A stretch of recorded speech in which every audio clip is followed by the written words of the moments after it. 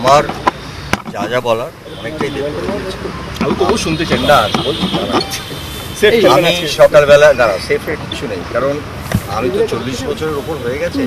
প্রথম কথা আমি বলি যে টেকনিশিয়ানসদের বিরোধিতা করে আমাদের ইন্ডাস্ট্রিতে যদি একজন প্রযোজকও ছবি করেন, 100 জন প্রযোজকও ছবি করেন, ছবি বানান, টেলিভিশন বানান, সেটা আমরা সবসময় টেকনিশিয়ানদের কথা মাথায় রাখি।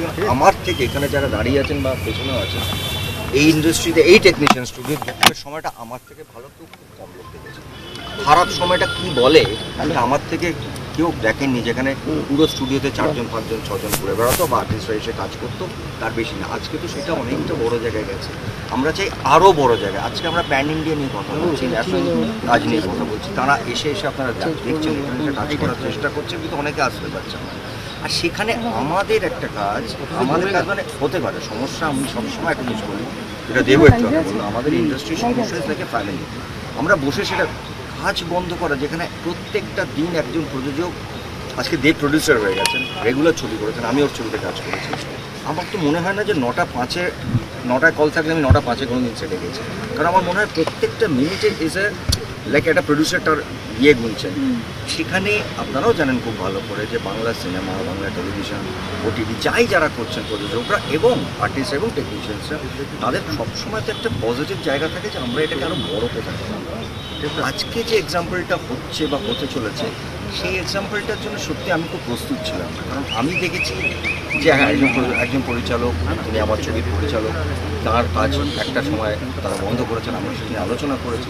তারপর আমরা দেখেছি যে সেই কাজটা করতেও দেওয়া হয়েছে, মানে ইটস অ্যান অফিসিয়াল ডিক্লারেশন। আমাকে আমার প্রোডাকশন থেকে কল দিয়েছে, ওই কাজটা এজেন্ট দিয়ে বলছে কাজটা কেন হলো না, আই ডোন্ট নো। মানে এটা আমাদের কাছে এখন অব্দি কোনো উত্তর নেই। প্লাস এটা ডিরেক্টার্স রেসপেক্ট বলে একটা বস্তু আছে। একজন ডিরেক্টর 9 মাস 10 মাস ধরে খেটে একটা স্ক্রিপ্ট তৈরি করে, এবং একটা ডিরেক্টর যখন একটা কাজ নিয়ে শুরু করেন, সেখানে আলটিমেটলি কারা কাজ করে, অ্যাক্টার্স এবং টেকনিশিয়ানস। সো আমরা তো চাইবো জিনিসটা বাড়ুক।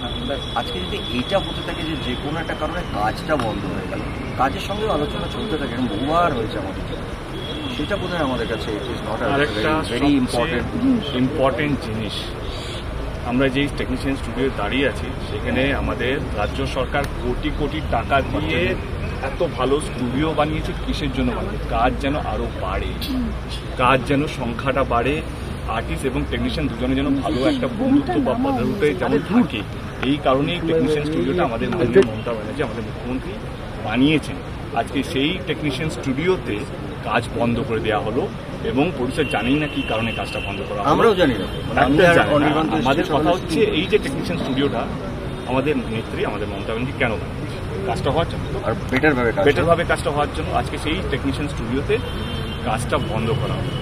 এবং এই ন্যারেটিভটা আপনারা বলুন কে, আমি জানি এটাকে একটা ভুল ব্যাখ্যা দিয়ে বলা হবে যে ইটস টেকনিশিয়ান বিরোধী বা আমরা জানি না। আমি চ্যালেঞ্জ করছি, আমি আর বুম্বাদা, আমি 17 বছর হয়ে গেছে, বুম্বাদা তো 45 বছর, আমার জন্মের আগে থেকে কাজ করছে। বুম্বাদা বয়সটা বলছি না, বয়সটা তখন জানি তো সবাই, করেছি।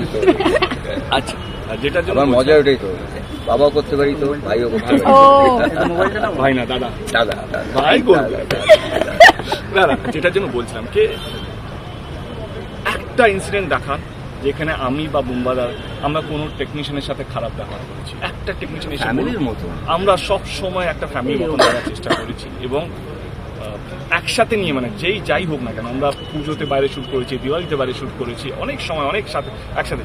আজকে যদি এই ন্যারেটিভটা দেওয়া হয় না কি আমরা টেকনিশিয়ান বিরোধী কাজ করছি, এটার চেয়ে দুঃখজনক এবং এইটার চেয়ে কষ্টজনক কোনো কাজ মানে হতে পারবে না। After serving in this industry for 45 years and 17 years কে we are loved by technician, আমাদের মানে আমি কথা বলছি, টেকনিশিয়ানরা আমাকে যে ইলেকশন ক্যাম্পেনিং এর সময় তখন তারাই বলেছে যে দাদা আপনাকে জিততেই হবে, আমাদের মান সম্মান আপনাদের সঙ্গে। মানে এই জেতার পর আমি তো শুটিং শুরু করলাম, সেইখানে ওরা যে সেলিব্রেশন করেছে, তো আমি জানি এটা কোন দিকে যেতে পারে। এইটাকে বলা হবে এটা পলিটিক্যাল রং দেওয়া যেতে পারে। আমি আপনাদেরকে আবার বলছি, এইখানে কোনো পলিটিক্যাল রং নেই। আমরা আমাদের সম্মান এবং টেকনিশিয়ানের সম্মানের জন্য এই আজকে লড়াইটা, কাজ বাড়াতে হবে। লক্ষ্য একটাই, কি কাজ বাড়াতে হবে। কেউ যদি এটাকে বলা হয় যে ও সিপিএম করছে, ও বিজেপি করছে, ও কংগ্রেস করছে, ও তৃণমূল করছে, এইটা কোনো এটা কোনো পলিটিক্যাল লড়াই নয়। আমি এটা আজকে আমি সবারই সামনে বলতে চাইছি, নাহলে আমি এখানে থাকতাম না। মানে আমি সবসময় গত 10 বছরে অ্যাজ এ পলিটিক্যাল এমপি হিসাবে কোনোদিনও এমন কাজ করিনি যাতে আমাকে মাথা নিচু করে থাকতে হয় বা এটা বলতে হয় কি না আমি এটা। এই লড়াইটা কোনো পলিটিক্যাল রং দেবেন না যারা দেওয়ার চেষ্টা করছে, এবং যারা পলিটিক্যালি রিপ্রেজেন্টেটিভ যারা চ্যানেলে বসবে তাদেরকেও একটা অনুরোধ করবো কি প্লিজ আপনারা সাপোর্ট করুন, আমাদের কোনো অসুবিধা নেই, কিন্তু দয়া করে এমন কোনো কথা বলবেন না, এমন কোনো মন্তব্য রাখবেন না যেটাতে আমাদের এই লড়াইটা আরও কঠিন হয়ে যাবে। আমরা চাই সুস্থভাবে কাজ করতে চাই, আমরা চাই কি টেকনিশিয়ানের সঙ্গে বা ফেডারেশনের সঙ্গে আলোচনা করে আমাদের কাজটা যেন দ্রুত শুরু হতে পারে, একটা সুস্থ অ্যাটমসফিয়ারে কাজটা যেন শুরু হতে পারে। এটাই আমাদের প্রচেষ্টা।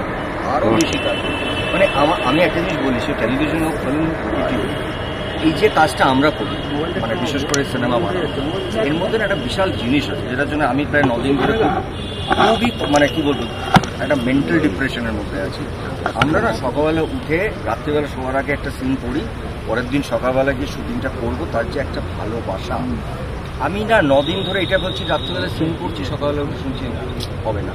এইটা যে একজন শিল্পী মানে আমরা তো আলটিমেটলি একটা ইমোশনস ক্রিয়েট করি পর্দায়।